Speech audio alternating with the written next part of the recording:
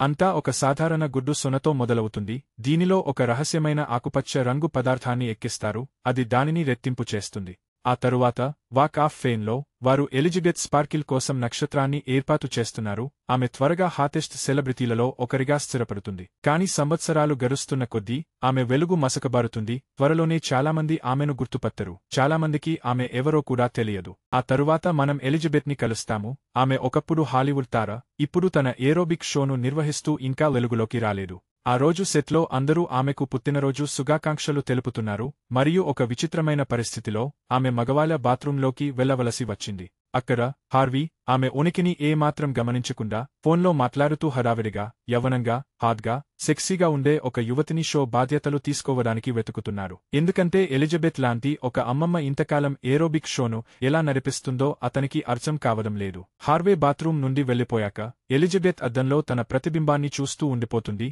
మరియు ఆమెకు కనిపించేదల్లా తన ముడతలు మాత్రమే. ఆ తర్వాత హార్వీ మన కథానాయికతో కలిసి భోజనం చేస్తూ ఉండగా చూస్తాము. అక్కడ అతను అధికారికంగా కార్యక్రమానికి కొత్త రూపు వస్తోందని, ఎందుకంటే ఇది కొత్తదనానికి సమయం అని చెబుతారు. ఈ వార్త ఎలిజబెత్ను తీవ్రంగా కలచివేసింది. తన వయస్సు కారణంగా తనను పక్కన పెట్టేస్తున్నట్లు ఆమె గావిస్తోంది. ఇంటికి వెళ్లే దారిలో తన యవ్వనపు రూపాన్ని చూపిస్తున్న ఒక ప్రకటన బోర్డును తొలగిస్తున్నట్లు ఆమె గమనిస్తుంది. ఆ పరధ్యానం వల్ల ఎదురుగా వస్తున్న ట్రక్కును చూడకుండా గుద్దుకుంటుంది. అది ఒక పెద్ద ప్రమాదానికి దారితీస్తుంది. ప్రమాదం యొక్క క్రూరత్వం ఉన్నప్పటికీ ఆమెకు చిన్న గాయం కూడా లేదని ఆసుపత్రి ఆమెకు తెలియజేసింది. అయినప్పటికీ ఎలిజబెత్ తన పరిస్థితి గురించి ఇంకా కలత చెందుతోంది మరియు కన్నీళ్లతో కుప్పకూలిపోతుంది. ఆమె వైద్య చరిత్రను చదువుతుండగా డాక్టర్ ఇబ్బందిగా గావించి గది నుండి వెళ్లిపోవాలని నిర్ణయించుకుంటారు. నర్స్ ఆమె వెన్నుపూసను చివరిసారిగా పరీక్షించడానికి వదిలివేస్తారు. పరీక్ష తరువాత అతను ఆమె జాకెట్ను తిరిగి ఇచ్చేసి ఆమెకు వీడ్కోలు చెబుతారు. ఎలిజబెత్ ఆసుపత్రి నుండి బయటకు వస్తూ ఉండగా తన జేబులో ఒక చిన్న ప్యాకెట్ కనుగొంటుంది. అందులో ది సబ్స్టెన్స్ అని లేబుల్ చేయబడిన ఒక ఫ్లాష్ డ్రైవ్, ఒక ఫోన్ నంబర్ మరియు నిజమైన మార్పులను వాగ్దానం చేసే ఒక నోట్ ఉన్నాయి. ఒక వ్యక్తి ఆమె దగ్గరకు వచ్చి తను ఆమెను గుర్తుపట్టానని చెబుతారు. ఫ్రెడ్ గడిలో ఆమెను గుర్తుపట్టి ఆప్యాయంగా పలకరిస్తూ ఆమె ఎప్పుడూ తనకు చాలా అందమైన మహిళగా అనిపించేదని చెప్పారు. పునఃసంతానం కోసం ఆశతో అతను ఆమెకు తన ఫోన్ నంబర్ ఇస్తాడు. కాని ఎలిజబెత్ మాత్రం అసౌకర్యంగా ఫీలవుతూ ఆ తడి పేపర్ను తీసుకుని వెంటనే అక్కడి నుండి వెళ్లిపోతుంది. ఆమె పీడకల నిజమైంది. ఆమెను అధికారికంగా సొంత కార్యక్రమం నుండి తొలగించారు. ఆమె ఒకప్పుడు ఏమితో అనే జ్ఞాపకంగా మాత్రమే మిగిలిపోయింది. సందిగ్ధంలో పడిన ఆమెకు ఇచ్చిన రహస్య సమాచారాన్ని పరిశీలించడం మొదలుపెట్టింది. ఆ వీడియోలో ఒక స్వరం ఆమెను ఎప్పుడైనా చిన్న వయస్సులో మరింత అందంగా ఉన్న తన రూపాన్ని కలగన్నారా అని అడుగుతుంది. ఆమె తనను అన్లాక్ చేసి తన యొక్క సరికొత్త రూపాన్ని సృష్టించే ఒక సాధారణ ఇంజెక్షన్తో తన లక్షణాలన్నింటినీ తిరిగి పొందవచ్చని తర్వాత అది వివరిస్తుంది. ఆ పదార్థం ఆమె శరీరాన్నే ఒక ఆధారంగా వాడుకుని ఒక వారం పాటు ఆమెను మరింత మెరుగైన వ్యక్తిగా ఆనందించేలా చేస్తుందని, ఆ తర్వాత వారం ఆమె మునుపటి స్థితికి తిరిగి వస్తుందని, ఈ చక్రం నిరంతరం కొనసాగుతుందని వాగ్దానం చేస్తుంది. తనకు 2 రూపాలు ఉన్నప్పటికీ ఆమె తానెవరో ఎప్పటికీ మర్చిపోదు. వీడియో ముగుస్తుంది మరియు ఎలిజబెత్ తను ఇప్పుడే చూసిన దానిలోని నమ్మలేక రికార్డింగ్ని చెత్తబుట్టలో పడేస్తుంది. ఆ తరువాత ఆమె ఒక బారులో తన బాధను మరిచిపోయేందుకు మద్యం తాగుతూ ఇంటికి తూలుకుంటూ వచ్చి వాంతులు చేసుకుంటుంది. బాత్రూం అద్దం ముందు ఆమె తన ముడతలపై నుండి కళ్ళు తిప్పుకోలేకపోతోంది. ఆమె ఒకప్పుడు వెలిగిపోయే ఆకర్షణీయమైన హాలీవుడ్ తారగా ఉన్న రోజుల జ్ఞాపకాలను గుర్తు తెచ్చుకోవడానికి ప్రయత్నిస్తుంది. కాని ఆ ఆలోచనలు ఆమె నిరాశను తగ్గించడానికి సరిపోవడం లేదు.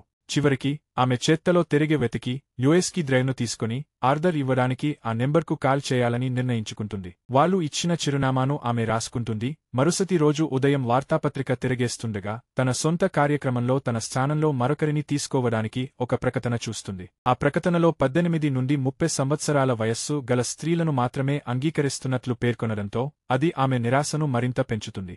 ఆ తర్వాత ఆమె తన మెయిల్ను తనిఖీ చేస్తుంది మరియు ఆ పదార్థం యొక్క గుర్తుతో ఉన్న ఒక కవర్ను కనుగొంటుంది. అందులో ఒకే ఒక సంఖ్య ఉంటుంది. తన జీవితాన్ని తిరిగి పొందే కోరికతో ఆమె తన చేతిపై రాసుకున్న చిరునామాను అనుసరించాలని నిర్ణయించుకుంటుంది. ఆమె నగర శివారుల గుండా నడుచుకుంటూ తారం వేసిన తలుపు వద్దకు చేరుకుంటుంది. మెయిల్లో వచ్చిన కార్డును ఉపయోగించి ఆమె ప్రవేశ ద్వారం తెరుస్తుంది మరియు ఆమె వంగే, చీకటిగా, మురికిగా ఉన్న హాల్లోకి అడుగు పెడుతుంది. హాలు చివరలో ఆమె తెల్లటి గదిలోనికి ప్రవేశిస్తుంది. అది డ్రాయర్లతో నిండి ఉంది. ఆమె తన కార్డుకు సంబంధించిన సంఖ్య కోసం వెతుకుతుంది మరియు ఒక కార్డ్బోర్డ్ పెట్టెను బయటకు తీస్తుంది.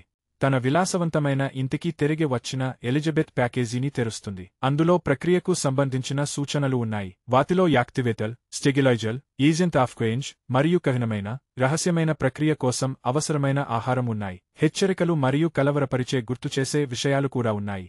నిశ్చయించుకున్నదే, ఆమె అద్దం ముందు నిలబడి తన నగ్న శరీరాన్ని అంగుళంగా పరిశీలించడం మొదలుపెట్టింది. ఆమె ప్రతి మచ్చ, గడ్డ, ముడత మరియు పుట్టుమచ్చను గమనిస్తుంది. ఆమె వీడియోలో చేసిన వాగ్దానాలను గుర్తు చేసుకుంది. వారు తనను మరింత మంచి వ్యక్తిగా తిరిగి తీసుకొస్తామని హామీ ఇచ్చారు. మళ్లీ యవ్వనంగా, అందంగా మారాలనే ఆశతో, ఆమె యాక్టివేషన్ క్యాప్సూల్ను తీసుకుని, సిరంజితో రహస్యమైన ఆకుపచ్చ ద్రవాన్ని పీల్చుకుంటుంది. ఆమె చేతికి రబ్బరు బ్యాండ్ కత్తుకుంటుంది, ఆ ప్రాంతాన్ని శుభ్రపరుస్తుంది, ఆపై చివరకు ఆ పదార్థాన్ని తనలోకి ఇంజెక్ట్ చేసుకుంటుంది. ఎలిజబెత్ అద్దంలో తనను తాను చూసుకుంటూ, తన శరీరంలో ఏదైనా మార్పు కనిపిస్తుందేమోనని వెతుకుతుంది, కాని ఏమీ జరగదు. ఆమె తన గురించి తాను నవ్వుకుంటుంది మరియు బయలుదేరడానికి సిద్ధమవుతుండగా, ఒక్కసారిగా ఆమెకు కళ్ళు తిరుగుతాయి. తీవ్రమైన నొప్పి ఆమెను కుదిపేస్తుంది. దానితో ఆమె నేలమీద పడి విలవిలలాడుతుంది. ఆ నొప్పి చివరికి తగ్గే వరకు నేలమీద అలా పడుకుని ఉండగా, ఆమె వీపు కదలడం మొదలవుతుంది.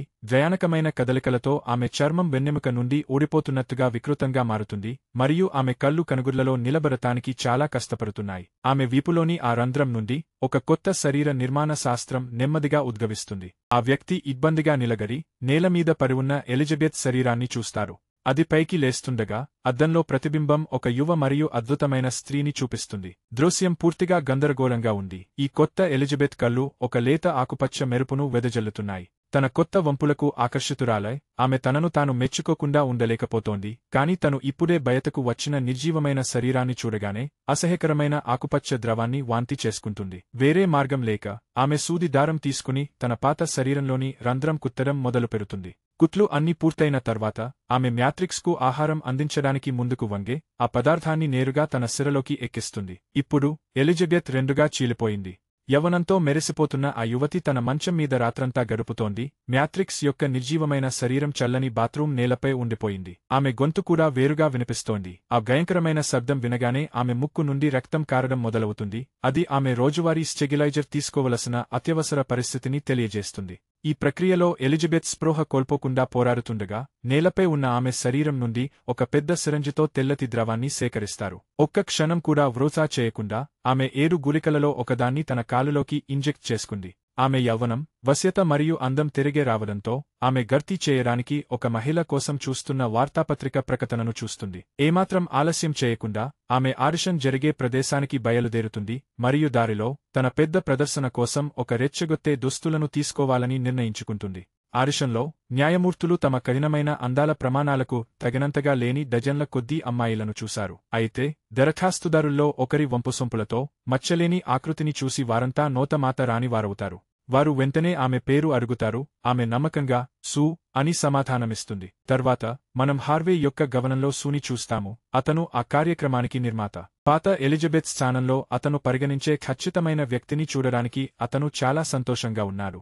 ఆమె అందానికి ప్రతిబింబించేలా ఒక కార్యక్రమాన్ని సృష్టించాలని వారు కోరుకుంటున్నారని అతను వివరిస్తారు మరియు ఆ కార్యక్రమం 2 వారాల్లో ప్రారంభమవుతుందని ఆమెకు చెబుతారు. సమావేశం ముగిసేలోపు, ఆమె రికార్డింగ్ తేదీలతో షెడ్యూల్ సందర్శన ఉందని చెబుతుంది, ఎందుకంటే ఆమె ప్రతి 2 వారాలకు ఒకసారి తన తల్లిని చూసుకోవడానికి ఊరు వెళ్లవలసి ఉంటుంది. అయితే, హార్వే తన కొత్త తారతో పిచ్చిగా ఉండటంతో, ఆమె స్టూడియోలో ఉండేలా చేయడానికి ఏ అసౌకర్యాన్ని అయినా అధిగమించడానికి అతను దృఢంగా నిశ్చయించుకున్నారు. ఆమె ఇంటికి నడుచుకుంటూ వెళ్తుండగా, చాలా కాలం తర్వాత ఆమెకు ప్రజల దృష్టి పడటం మొదలవుతుంది. తర్వాత వచ్చే 6 రోజులు ఆమె తన స్టెగిలైజర్ను చూసుకోవడంలో మరియు డజన్ల కొద్దీ ఫోటోషూట్లను ఆస్వాదించడంలో గడుపుతుంది. తన దోషరహితమైన చిత్రాన్ని ప్రతిచోటా పోస్ట్ చేస్తుంది. తీవ్రమైన వారపు పని ఒత్తిడి ఉన్నప్పటికీ, ఆమె మ్యాట్రిక్స్ యొక్క అవసరాలను విస్మరించదని మేము చూస్తున్నాము. అయితే, మొదటి 7 రోజులు ముగుస్తాయి, మరియు మ్యాట్రిక్స్ కోసం ఆహారం యొక్క చివరి చుక్క కూడా అయిపోతుంది. ఆ సమయంలో, సూ ఎలిజబెత్ శరీరానికి దగ్గరగా వచ్చి వారి మధ్య ఏవీలను కలుపుతుంది. పాత ఎలిజబెత్ రక్తం సూ శరీరంలోకి ప్రవేశించినప్పుడు, సూ ఒక్కసారిగా మూర్ఛపోయి కుప్పకూలిపోతుంది. కాసేపటి తర్వాత, మామూలు రూపం తన వింత కోమా నుండి మేల్కొని, తన మీద స్పృహలేని ఒక యువతి బరువును అనుభవిస్తుంది. ప్రయత్నపూర్వకంగా ఆమెను తోసిపుచ్చుతుంది, కాని ఆమె వెన్నులో నొప్పి ఎవరి దృష్టిలోనూ పడకుండా పోలేదు. ఆమె పరిపూర్ణమైన ప్రతిరూపాన్ని చూస్తూ, సాధారణ జీవితం ఇక గతం అని తెలిసినా, ఆమె తన జీవితాన్ని కొనసాగించాలని నిర్ణయించుకుంటుంది. ఆ ఉదయం ఎలిజబెత్ రికార్డింగ్ సెట్కి వెళ్తుంది. అక్కడ హార్వే కారిడార్ల నుండి ఆమె ఫోటోలన్నింటినీ తొలగించారు. ఆమెను చూడగానే చిరునవ్వుతో ఆమె దగ్గరకు వచ్చి ఆమెకు ఒక డ్రింక్ కొనివ్వడానికి ఎదురు చూస్తున్నానని చెబుతారు. అయితే సంబరాలు చేసుకోవడానికి బదులుగా అతను ఆమె వస్తువులతో ఉన్న ఒక పెట్టెను ఆమె చేతికి ఇస్తారు. జట్టు ఆమెకు వీడ్కోలు బహుమతి కొనిందని చెబుతారు. అతని మాటలేవీ ఎలిజబెత్కు సంతోషాన్ని కలిగించవు మరియు ఒక చిన్న వీడ్కోలు తరువాత హార్వే అక్కడి నుండి వెళ్ళిపోతారు. తిరిగి ఇంటికి వెళ్లే దారిలో సూ యొక్క నిర్జీవమైన శరీరం ఇంకా చల్లని బాత్రూం నేలపై పడి ఉంది. ఎలిజబెత్ తన ఇతర రూపంతో శరీరాలు మారిన రోజులను జాగ్రత్తగా రాసుకోవడం మొదలుపెట్టింది, ఏ రోజు ఎవరికి చెందినదో లెక్కిస్తూ.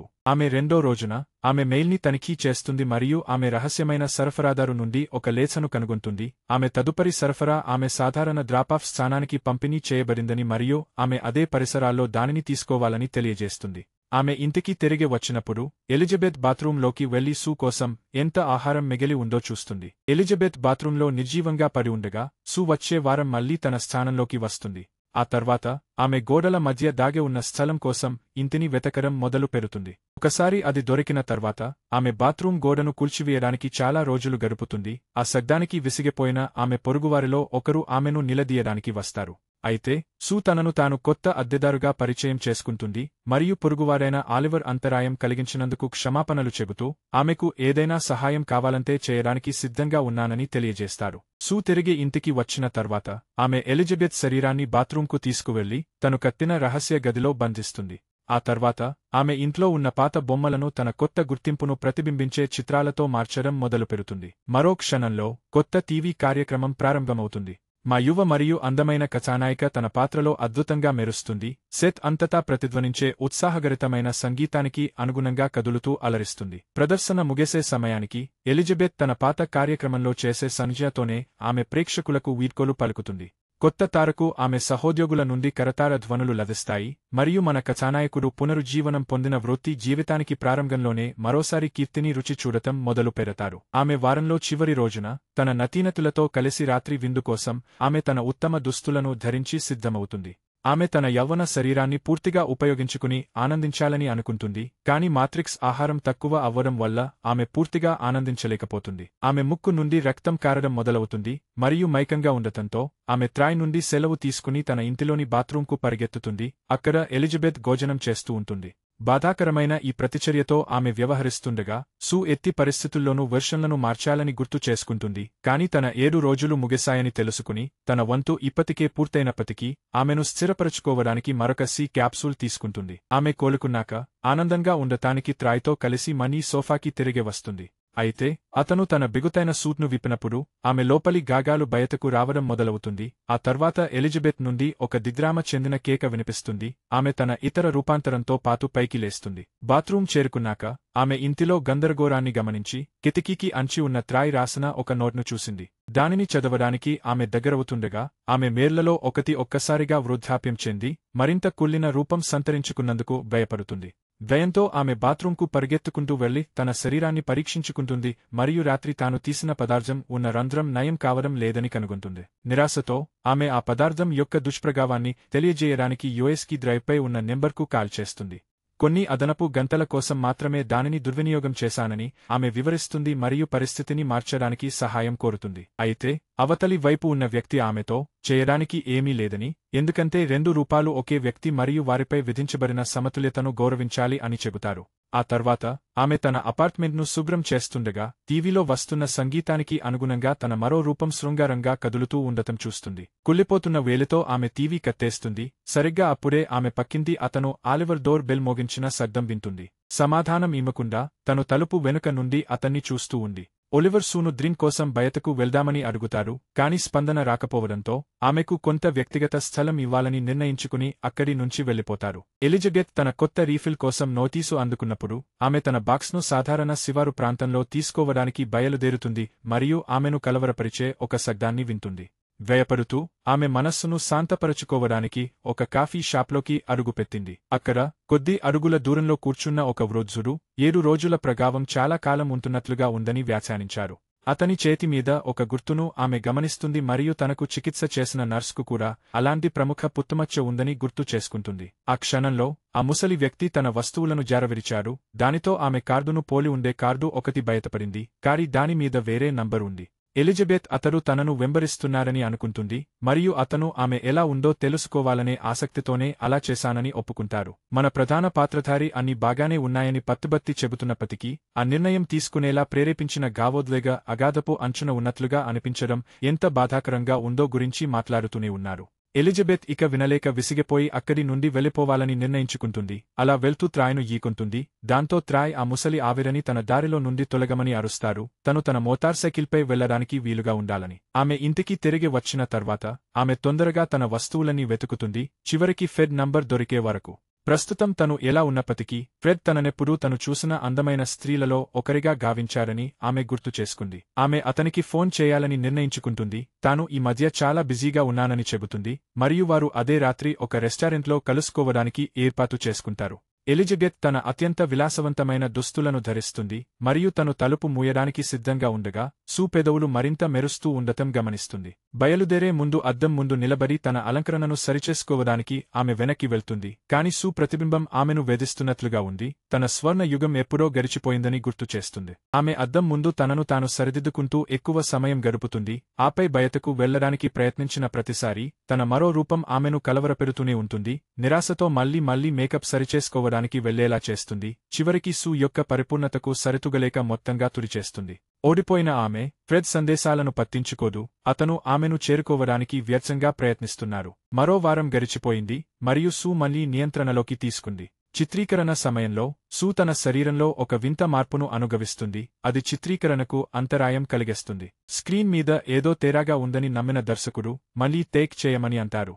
వ్యయంతో సూ తన బట్టల కోసం అడుగుతుంది మరియు సెట్ నుండి పారిపోతుంది. ఒంటరిగా ఉన్న ఆమె తన పెరుదులపై ఒక వింత గడ్డను కనుగొంటుంది. దానిని ఆమె తన కడుపు పైకి నెత్తి ఒక పెద్ద చికెన్ లెగ్ను బయటకు తీస్తుంది.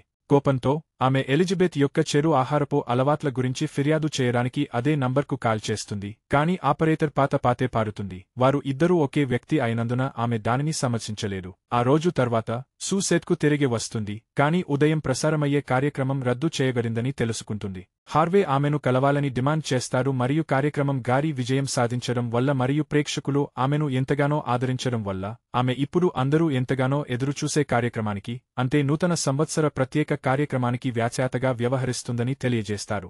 ఆ క్షణం నుండి సూ ప్రతిరోజూ ఆ పదార్థాన్ని తీసుకోవడం ప్రారంభిస్తుంది. ఆమెకు నూతన సంవత్సర వారంలో నియంత్రణ ఉండేలా వారపు షెడ్యూల్ను మారుస్తుంది. అయితే దుష్ప్రభావాలు ఎలిజబెత్ మీద కనిపించడం మొదలవుతాయి. ఆమె వీపు మీద అసహ్యకరమైన కురుపు వస్తుంది మరియు ఆమె నిద్రలేచేసరికి తన శరీరంలో దాదాపు సగం కుళ్ళిపోయిందని తెలుసుకుని గట్టిగా అరుస్తుంది. మన కథానాయకుడు మళ్లీ ఆపరేటర్కు ఫోన్ చేసి సూ ఎంత బాధ్యతారహితంగా ఉందో, ఆమె ఉండాల్సిన దానికంటే ఎక్కువ సమయం తీసుకుంటోందని ఫిర్యాదు చేస్తారు. ఆపరేటర్ ఆమె పరిస్థితిని ముగించాలనుకుంటున్నారా అని అడుగుతారు. మ్యాట్రిక్స్ అయినందున ఆమె కోరుకుంటే అనుభవాన్ని ఆపడానికి ఆమెకు శక్తి ఉందని గుర్తు చేస్తారు. అయితే జరిగిన నష్టం తిరిగి పూడ్చలేనిదని, దానిని కొనసాగకుండా మాత్రం ఆపగలదని అతడు ఆమెను హెచ్చరిస్తున్నారు.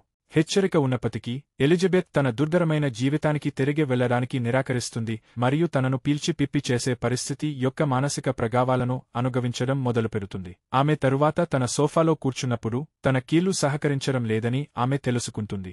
ఆ క్షణం నుండి ఆమె స్వయంగా బాధాకరమైన సర్దుబాట్లను గరించవలసి ఉంటుంది. కొన్ని వంటకాలు సిద్ధం చేస్తుండగా హార్వీ ఆమెకు బహుమతిగా ఇచ్చిన వంటల పుస్తకం ఆమె దృష్టికి వస్తుంది. ఆ సమయంలో ఆమె టీవీలో సూతో ఒక ఇంటర్వ్యూ చూడటం మొదలుపెడుతుంది మరియు ఆమెకు సూపై ద్వేషం విపరీతంగా పెరుగుతుంది. ఎలిజబెత్ స్పార్కిల్ను భర్తీ చేయడానికి సూ సరైన ఎంపిక అని అందరూ అంగీకరిస్తున్నారని హోస్ట్ వ్యాఖ్యానించారు. సూ తనెప్పుడూ ఆ పాత తార కార్యక్రమాన్ని చూడలేదని చెప్పడంతో కలకలం రేగుతుంది. ఎందుకంటే తాము వేర్వేరు తరాలకు చెందిన వారమని, ఎలిజబెత్ కార్యక్రమాలు వృద్ధ మహిళల కోసం ఉద్దేశించగడ్డాయని ఆమె వాదిస్తుంది. కోపంతో రగిలిపోతూ ఎలిజబెత్ మరిన్ని వంటకాలు చేస్తుంది. తాను చౌకబారు అనుకరణగా గావించే దానిపై ప్రతీకారం తీర్చుకోవాలని అనుకుంటుంది.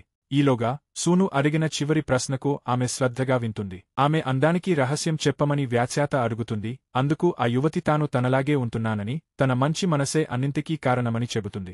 ఈ వ్యాఖ్య ఎలిజబెత్ను ఆగ్రహానికి గురి చేస్తుంది. ఆమె సహనం కోల్పోయి టీవీని బలంగా కొరుతుంది మరియు ఆమెను చూడకుండా ఉండటానికి కిటికీలను మూసివేస్తుంది. ఆమెకు ఏం జరుగుతుందో తెలుసు, కాని నిస్సహాయంగా గావిస్తుంది. ఏమీ చేయలేక తనను తాను వ్యక్తపరచలేకపోతోంది. సూ తన నుండి అన్నీ దొంగిలించిందని ఆమె నమ్ముతుంది. ఆ యువతి తిరిగి వచ్చి ఎలిజబెత్ సృష్టించిన అల్లరిని చూసినప్పుడు తిరిగి మ్యాట్రిక్స్లోకి వెళ్లకుండా ఉండటానికి వీలైనంత ఎక్కువ ద్రవాన్ని ఆమె మ్యాట్రిక్స్ నుండి సేకరించాలని నిర్ణయించుకుంటుంది. నేలపై పడి ఉన్న బలహీనమైన వ్యక్తి నుండి ఆందోళనకరమైన మొత్తంలో ద్రవాన్ని బయటకు తీస్తుంది. 3 నెలల తర్వాత నూతన సంవత్సర కార్యక్రమం జరగబోతోంది మరియు సూ తనను అత్యున్నత స్థాయికి తీసుకెళ్లే క్షణం కోసం సిద్ధమవుతోంది. ఆమె పెద్ద అరంగేట్లానికి ముందు రాత్రి ఆమె మరింత స్టెగిలైజర్ కోసం బాత్రూంలోకి వెళుతుంది. కానీ ఆమెకు క్యాప్సూల్లో కుళ్ళిన పదార్థం మాత్రమే కనిపిస్తుంది. అది ఆమె ప్రణాళికలన్నింటినీ నాశనం చేస్తుందని బెదిరిస్తుంది. దిక్కుతోచని స్థితిలో ఆమె అపార్ట్మెంట్లో తన భాగస్వామి నుండి దాక్కోవడానికి ప్రయత్నిస్తుంది మరియు తన సరఫరాదారు నంబర్కు కాల్ చేస్తుంది. ఆమెకు మరింత స్థిరీకరణ ద్రవం అవసరం. అయితే లైన్లో ఉన్న వ్యక్తి ఆమెతో మరింత కావాలంటే ఆ ద్రవం పునరుత్పత్తి అయ్యే వరకు వేచి ఉండాలని చెబుతారు. పెరుగుతున్న నొప్పిని గరిస్తూ తనను తాను రక్షించుకోవడానికి ఒకే ఒక మార్గం తన మరో రూపంతో మారడమే అని సూ గ్రహించింది. అలా చేస్తే ద్రవం ఊరే ప్రక్రియ మొదటి నుండి మొదలవుతుంది. అయితే ఆమెకు సమయం లేదని ఆమె పట్టుబడుతోంది. ఎందుకంటే ఆమె ప్రెజెంటేషన్ మరుసటి రోజే ఉంది. ఆమె తిరస్కరించడంతో వంటగదిలో కుప్పకూలిపోతుంది మరియు తనను తాను ఈడ్చుకుంటూ బాత్రూం చేరుకోగలుగుతుంది. ఆమెకు కావలసినవి సేకరించడానికి ప్రయత్నిస్తుంది. కాని కొన్ని వస్తువులు నేలమీద పడతాయి. దానివల్ల పెద్ద శబ్దం వస్తుంది మరియు ఆ శబ్దం మరో గదిలో ఉన్న ఆమె భాగస్వామిని అప్రమత్తం చేస్తుంది. అతను విచారణ చేయడానికి వెళ్ళినప్పుడు అదృష్టవశాత్తు కుళ్ళిన, అసహ్యకరమైన మరియు నడవడానికి కూడా శక్తిలేని వ్యక్తి అతనికి కనిపించలేదు. ఎందుకంటే ఆమె తలుపును సమయానికి మూసివేయగలిగింది. ఒకప్పుడు ఎలిజబెత్ స్పార్కిల్గా ఉన్న ఆమె యొక్క క్షీణించిన మరియు కుళ్ళిన స్థితిని బయటపెట్టింది. నిరాశతో ఆమె ఆ వ్యక్తిని వెళ్లిపోమని అడుగుతుంది మరియు ఆమె ఒంటరిగా ఉన్నప్పుడు తన సరఫరాదారుకు కాల్ చేయడానికి ఆమె ఇంటి అంతటా తన ఫోన్ కోసం వెతకడం మొదలు పెడుతుంది. ఆమె ఆ అనుభవాన్ని వెంటనే ఆపేయాలని అతనికి చెబుతుంది. కాని అతను మాత్రం వీలైనంత త్వరగా అవసరమైనది అందిస్తామని మాత్రమే సమాధానం ఇస్తారు. ఎలిజబెత్ యొక్క మరింత బలహీనమైన రూపం ఆమె పాత చిత్రాన్ని దాని అసలు స్థానానికి తిరిగి ఇవ్వడానికి ప్రయత్నిస్తుంది. మరుసటి ఉదయం ఆమె చివరి ప్యాకేజీ డెలివరీ చేయగలిందని ఆమెకు తెలియజేయగలింది. ఆమె అన్ని రకాల చింపి గుడ్డలతో తనను తాను కప్పుకుంటుంది మరియు ఆలస్యం చేయకుండా తన ఆర్డర్ను తీసుకోవడానికి శివారు ప్రాంతానికి పరుగెత్తుతుంది. ఆమె వెంటనే తిరిగి వచ్చి సూ శరీరాన్ని ఇంటి గుండా లాక్కొని వచ్చి గది వెలుతురులో పడేస్తుంది. అక్కడ ఆమె కార్డ్బోర్డ్ పెట్టెను తెరుస్తుంది మరియు ఆమెకు మొదట కనిపించేది సృష్టికర్తల నుండి వచ్చిన క్షమాపణలు. ఆమె తన మొత్తం అనుభవానికి ముగింపు పలికే నల్ల ద్రవం నిండిన సిరంజిని తీసుకుంటుంది మరియు సూ ఛాతీలో గుచ్చబోతుండగా ఆమె చేయబోయే దాని గురించి ఖచ్చితంగా ఉందా అని అడుగుతూ ఆ వ్యక్తి స్వరం ఆమె మనస్సులో ప్రతిధ్వనిస్తుంది. ఈ పని ఆమెకు సాధారణ స్థితిని తీసుకురాదని, ఇది ఆమెను మొదటి నుండి మొదలు పెట్టేలా చేస్తుందని అతను ఆమెను హెచ్చరిస్తారు. నిస్సహాయంగా ఆమె సిరంజిని సూ గుండెకు గుచ్చుతుంది మరియు కొన్ని సెకన్ల సందేహం తరువాత నెమ్మదిగా ద్రవాన్ని ఆమె శరీరంలోకి ఎక్కించడం మొదలుపెడుతుంది. కాని ఆ క్రమంలో సూ యొక్క రాబోయే ప్రెజెంటేషన్ కోసం రాసిన ప్రేరణాత్మక నోట్స్ను ఆమె కళ్ళు గమనిస్తాయి మరియు ఆమె తన స్వంత వెలుగుల రోజులను గుర్తు చేసుకుంటుంది. ఆమె ఆ అవకాశం తీసుకున్నందుకు చింతిస్తోంది మరియు మొత్తం పదార్థాన్ని నిర్వహించలేకపోతోంది. సూ తన అవసరం ఉందని అంగీకరిస్తూ ఎలిజబెత్ ఆమెను సిద్ధంగా ఉండమని చెబుతుంది. ఎందుకంటే ఈరోజే ఆమె ప్రకాశించవలసిన రోజు. సూ అంటే ఆమెలో అందరికీ నచ్చే భాగం. అయినప్పటికీ ఆమె ప్రయత్నాలు వృధా అవుతాయి. ఎందుకంటే ఆ యువతి ముక్కు నుండి అదుపు లేకుండా రక్తం కారడం మొదలవుతుంది. ఎలిజబెత్ మార్పిడి చేయడానికి ఫో కోసం వెతుకుతుంది. కాని ఆమె ఇతర రూపం యొక్క శరీరంలో రక్తం ప్రసరించడం ఆగిపోయింది. నిరాశతో ఆమె తనను తాను బ్రతికించుకోవడానికి సూదిని తన గుండెల్లోకి గుచ్చుకుంటుంది. హఠాత్తుగా సూ మేల్కొంటుంది మరియు ఎలిజబెత్ ఆమెను చూస్తూ ఉంటుంది. ఇది అసాధ్యం, ఎందుకంటే వారెప్పుడూ ఒకే సమయంలో స్పృహలో ఉండలేరు. అందమైన యువతి కార్పెట్పై పడి ఉన్న ప్రాణాంతకమైన సిరంజిని చూస్తుంది మరియు కోపంతో తనను తొలగించడానికి ప్రయత్నించినందుకు ఎలిజబెత్పై దాడి చేస్తుంది. వారిద్దరూ తమ ప్రాణాల కోసం మరణించే వరకు పోరాడుతారు మరియు ఎలిజబెత్ బాత్రూంలో తనను తాను బంధించుకుంటుంది. కాని తలుపు గొల్లెం ఆగదు మరియు సూ లోపలికి చొరబడుతుంది. ఆమె మళ్లీ ఆమెను కొట్టి అద్దంలో ప్రతిబింబాన్ని చూసేలా ఆమె మ్యాట్రిక్స్ను బలవంతం చేస్తుంది. ఆపై ఆమె తలను పదే పదే అద్దానికి బాదుతుంది. ముఖ్య పాత్ర బలహీనంగా మరియు కృశించినట్లుగా దూరంగా పాకడానికి ప్రయత్నిస్తుంది. కాని సూ సులభంగా చేరుకుని ఆమెను విపరీతమైన శక్తితో తన్నుతుంది. ఎలిజబెత్ కేవలం కదల్లేని అవయవాల సంచిలా మారే వరకు ఆమెను గాయపరుస్తూనే ఉంది. అయితే తామిద్దరూ ఒక్కరేనని సూ గుర్తు చేసుకున్నప్పుడు తను తన శిక్షను తానే రాసుకున్నానని తెలుసుకుని ఆమె ఆగకుండా ఏరుస్తూ కుప్పకూలిపోతుంది. అయినప్పటికీ రాత్రి జరిగే పెద్ద ప్రదర్శన ఆమె కోసం వేచి ఉంది. నూతన సంవత్సర ప్రత్యక్ష ప్రసార కార్యక్రమం చిత్రీకరించబడే వేదికకు సూ చేరుకుంటుంది. ఆమె అందానికి అందరూ పొగుడుతారు. కాని మ్యాట్రిక్స్ మరణంతో గావాలు కోల్పోయిన ఈ రూపం నెమ్మదిగా లొంగిపోవడం మొదలుపెడుతుంది. దుష్ప్రభావాల వల్ల ఆమె హడావిడిగా బాత్రూంకి పరిగెత్తాల్సి వస్తుంది. అంతే, ఒక్కసారిగా ఆమె పన్ను ఊడిపోతుంది. కొద్దిగా ఆమె అందమైన చిరునవ్వు మిగిలిన గాగం కరిగిపోవడం మొదలవుతుంది మరియు ప్రదర్శన ఒత్తిడి ఆమెను నిరాశలోకి నెట్టివేస్తుంది. ఉత్తేజాన్ని కలిగించే పదార్థం యొక్క చిత్రం ఆమె మనస్సులో మెదులుతుంది. దానికోసం వెతకడానికి ఆమె బాత్రూం నుండి బయటకు వెళ్లేలా చేస్తుంది. అయినప్పటికీ ఆమె వెళ్లడానికి ప్రయత్నిస్తుండగా హార్వే ఆమెను పెట్టుబడిదారులకు పరిచయం చేయడానికి ఆపి వారి కోసం నవ్వమని అడుగుతారు. ఆ మనుషుల నుండి తప్పించుకున్నాక సూ దూరంగా కదులుతుంది, కాని ప్రతి అడుగు ఆమెను మరింత బాధపెడుతుంది. ఆమె గోళ్లు ఊడిపోతాయి, చెవులు ఊడిపోతాయి, మరియు ఆమెకు కళ్ళు తిరగడం మరియు తన అంతం దగ్గరలోనే ఉందనే భావనతో పోరాడుతూ ఇంటికి పరిగెడుతుంది. నిరాశతో కొట్టుమిట్టాడుతూ ఆమె బాత్రూంకు చేరుకుని ఒకప్పుడు ఆకుపచ్చ రంగులో ఉన్న యాక్టివేటర్ సీసాను తీసుకుంటుంది. కన్నీళ్లతో ఆమె సిరంజి సహాయంతో తనకు కావలసినది తీసుకుంటుంది మరియు పసుపు రంగు పదార్థం ఆమె సిరల్లోకి ప్రవహించేలా చేస్తుంది, తద్వారా తనను తాను మరింత మెరుగైన స్థితికి తెచ్చుకోవాలని ఆశిస్తుంది. అయితే ఎలిజబెత్ అనుభవించిన ప్రక్రియ సూలో కూడా పునరావృతమవుతుంది, ఎందుకంటే ఆ పదార్థం ఒకే ఒక్క ఉపయోగం కోసం ఉద్దేశించబడింది. ఆమె అద్దంలో ఒక భయంకరమైన జీవిని చూస్తుంది. అది క్లోన్ యొక్క తప్పుగా జరిగిన మార్పు ఫలితంగా వచ్చింది, అసలైన మాతృక కాదు. అలిసా సూ అని పిలువబడే ఈ రాక్షసి అందమైన అమ్మాయిని చూసినప్పుడు న్యాయనిర్ణేతలు ఆమె శరీరంలోని ప్రతి భాగం దాని స్థానంలో సరిగ్గా ఉందని వ్యాఖ్యానించిన తీరును గుర్తు చేసుకుంటుంది. ఇప్పుడు అయితే స్పష్టమైన శరీర నిర్మాణ శాస్త్రం లేదు, మరియు ఈ కలయిక సూ ఎప్పుడో వేసుకునే అందమైన దుస్తులను ధరించాలని నిర్ణయించుకుంది. ఆమె 3 వెంట్రుకలు కర్లింగ్ ఎయిరంలో చిక్కుకుంటాయి. ఆమె బాత్రూంకు వెళుతుంది. అక్కడ ఆమె ఎలిజబెత్ బొమ్మను తన ముఖానికి అతికించుకుని తన కెరీర్లోనే అతిపెద్ద ప్రదర్శన కోసం బయటకు అడుగు పెడుతుంది. ఆమె ముఖం మీద ఉన్న కాగితం వల్ల రాక్షసి ఎవరికీ కనిపించకుండా పోతుంది. ఆమె ఉనికికి ప్రశంసలు అందుకుంటుంది, కాని అది కేవలం ఆమె వక్రీకరించబడిన ఊహ నుండి వచ్చిన భ్రమ అని తేలుతుంది.